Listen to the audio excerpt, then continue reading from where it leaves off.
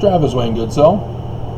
I first have to give a shout out to Dodger Dave channel. I'm getting the hint he's wanting attention on my channel about him. So there you go, Dave. Dodger Dave and I go way back on my Travis Wayne Goodsell channel, as he's a Southern Californian like I was, and a Dodger fan like I am. Notice I am, not I was.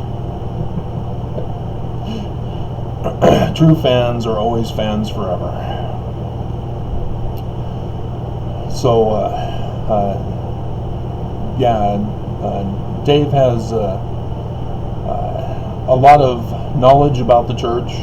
He's done his reading, so he knows many subject matters, and yes, he in turn uses my information to help his videos as well. So we feed off of each other.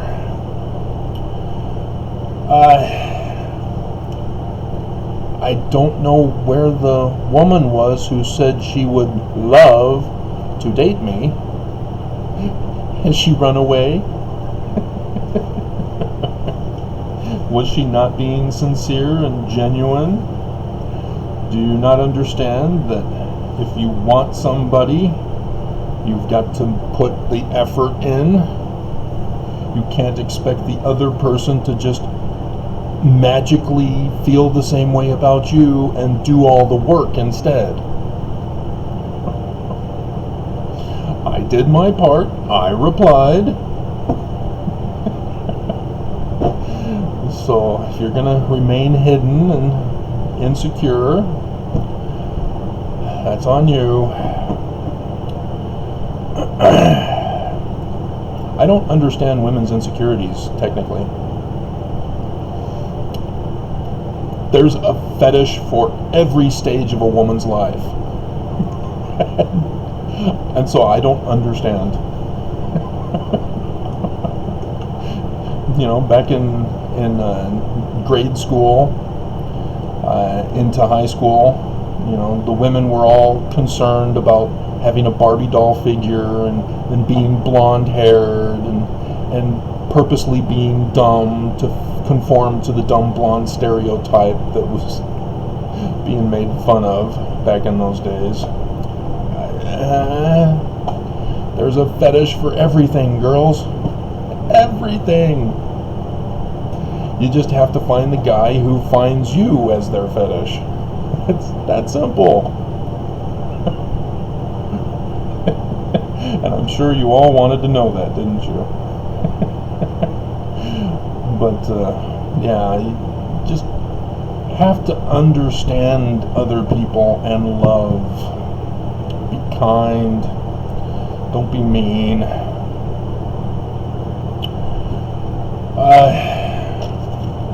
Okay, so I can get that one out of the way. Is there another shot? Oh, yeah. I got a comment that I saw this morning on the identifying the BS in LDS church history on my TWG channel. I'll cover that briefly here for you. The subject of the video is going to be lying. But he was a Mormon, as he thought he was going to help correct my knowledge by directing me to Elijah.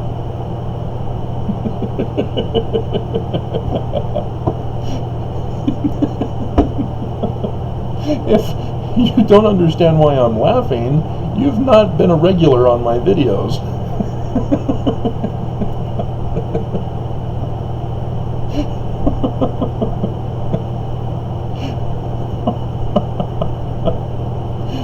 So, I sent him a reply thanking him for his superior knowledge, linking him to the one particular video that should shut him up.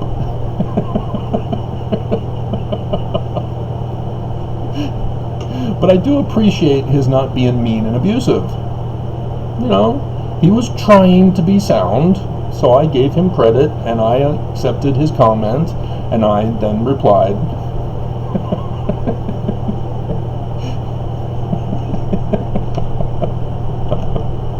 You can't assume that because you found one video of mine that you now know me, you know my length of knowledge.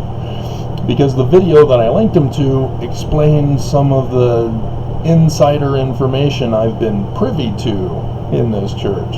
And I'm going to go over it again with the topic video that I've already put the picture in the beginning, but I will discuss it here because I know all about that subject and that particular issue of the ensign. Yeah, you guys are funny. The concept that you guys have of thinking that you've come to one video and that's all I've got. You don't even bother to first check my video page thing to see if I've got other videos. See, when the woman who said I would love to date you, I went to her site, her channel. I did some research on her because she didn't have a thumbnail picture, so I wanted to find out if she's just a regular person who's just commenting and keeping her identity a secret, or does she have any activity on YouTube. And she doesn't have her own videos, but she does have playlists, and so I was able to get an idea of who she is by the types of playlists she has, and one of them was on ex-Mormon. So yeah, I do my research first before responding to her, and anybody else for that matter. And so if a person is just going to do one comment on a video like John did, no respect for you guys. And we're not supposed to have respect anyway, but because God is not a respecter of persons, and we want to be like God, don't we? So, quick review. The last 5 videos have been shared on the same channel, as I did back on the 16th, or was it 15th? And those 16th were that next day when I wanted to make sure to get them in. Anyway, I carried over as a test on YouTube, and sure enough, after I did the identifying the BS and LDS church history, YouTube completely shut me down. I was not able to post any videos. The playlist selection was my first clue because it was blank. Where's all my playlists? How am I supposed to select one? And then it was taking too long to process, and so I was going to save it and go to the other channel, and nope, I can't save it or publish it because it's disabled. So I was forced to delete my video upload as a result. So yeah, isn't that fun? And so the Preparing Mormons was put up later that evening, last night, and only had 12 on since then, and I had the one hater putting his thumbs down. However, on the Travis Wayne Goodsell channel that I put it up on, 18 views and 2 haters. So I am getting to more people, which is my intention here. Identifying the BS was 23 views and the one dislike, 2 likes, whereas 39 on the TWG with 6 likes though. And so it's an interesting comparison of my subscribers or viewers on either channel and how they compare. For example, TWG for the breaking LDS news, canceling singles wards, 36 with 4 likes versus 58 likes, or 58 views and 4 likes. So on the Travis Wayne Goodsell side, very, very curious. The Enduring to the End was 31 with 6 likes on Travis Wayne Goodsell, whereas it's 26 and 2 likes on TWG. So it's an interesting test because YouTube's being abusive. It's an actual crime, and I kind of laughed at Chris Hayes' show because his first guest was talking about the cyberbullying of Devin Nunes, as a troll was calling him a cow.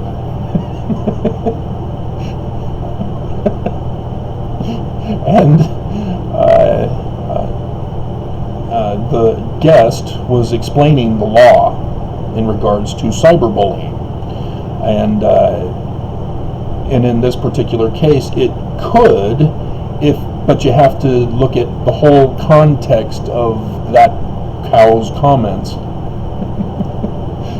in order to determine whether or not the person is just joking around or if they're actually serious about wanting to incite violence against Devin Nunes, either from others or their own self wanting to threaten Devin Nunes. And so I've got those threats here on YouTube by Mormons, and specifically one in particular who is stalking me, which is also part of the interstate commerce law in regards to the crime involved that she was referring to. And so even YouTube, by not protecting me and by purposely manipulating my channel to silence me, are also involved in this crime that she was talking about yesterday, because YouTube is inciting other people to disregard my voice and are inciting Mormons to further hate and violence towards me as a result, because YouTube is defending the church and defending the Mormon abusers who are sending me death threats rather than protecting me, as not having respect for the church or me, just being equal to both of us. So that's pretty serious, and YouTube just doesn't care when it comes to me. You know, they do the surveys. Oh, we're concerned. We want our creators to feel safe on our site. BS. You want people to conform and to comply and to not cause problems. And me, who exposes the crimes of the church, well, that's a problem, and I need to be silenced rather than the church stopped. Oh, God. So, alrighty. So I'm pretty sure Mormons all know about lying. They do it all the time. And yet they can't comprehend that what they're doing is lying, which is weird. When you tell something that isn't true, you're lying. We all know what lying is. And yet, this death threat cyber troll, this called me out for lying the other day. He did 4 posts all in a row on 4 different videos calling me a liar. But he was general. It was just the accusation, you lie. And I've had other Mormons who didn't say the word lie, but would say, the church is true, Brigham Young did nothing wrong, stuff like that. Elijah, I recommend to you.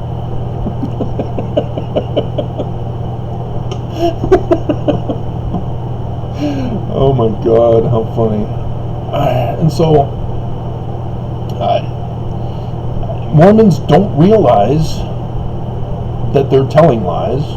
They think they're defending the church and spreading the truth, but they're lying, because the church is lying. And they lie on multiple fronts.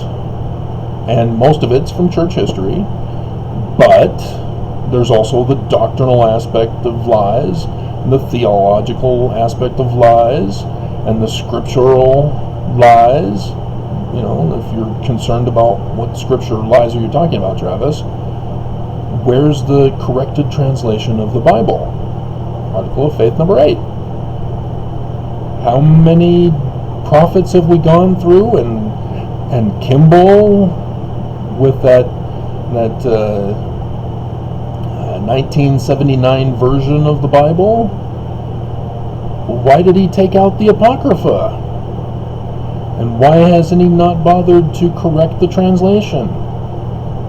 Oh, Benson came out with a First Presidency statement that was given to me in this little special insider group that I was a part of, as to why we don't correct the translation of the Bible and make Article of Faith number 8 a mockery. And so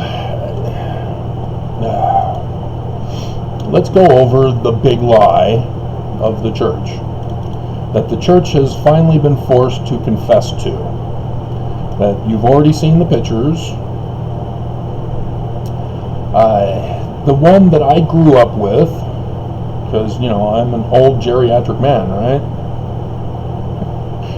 Or if you saw the singles word video, I'm in the purgatory singles.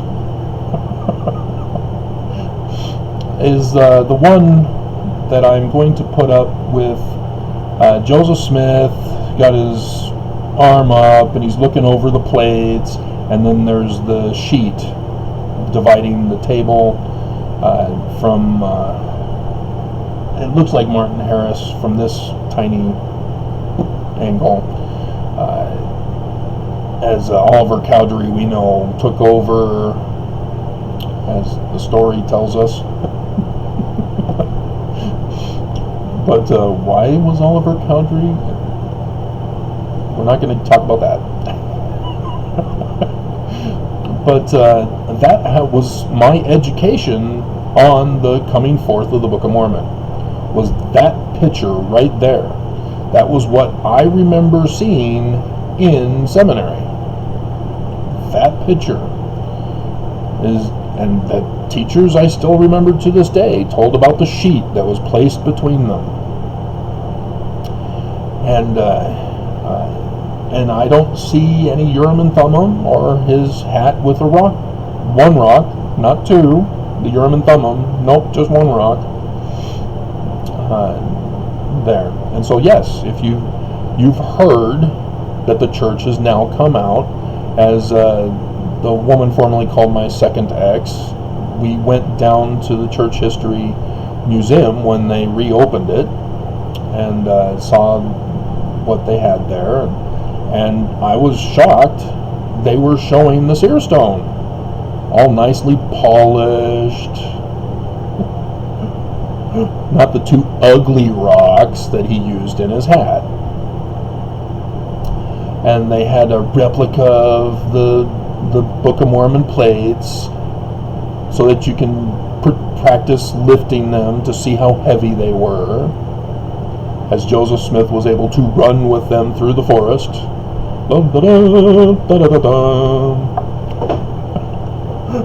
Away from the enemies trying to steal them.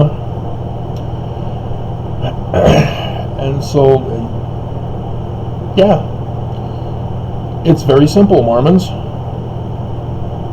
The church lied to us. The church had the rock the whole time. They knew all about it.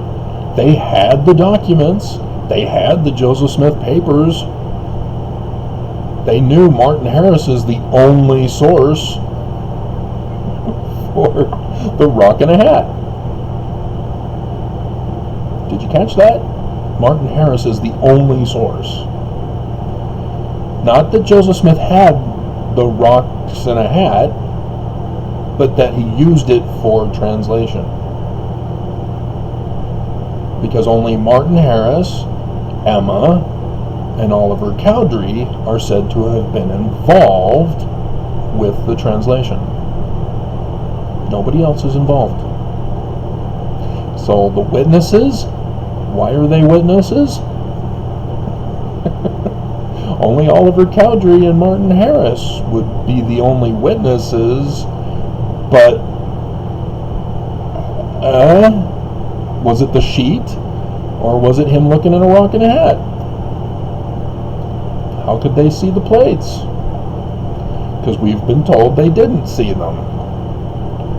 So why are they witnesses?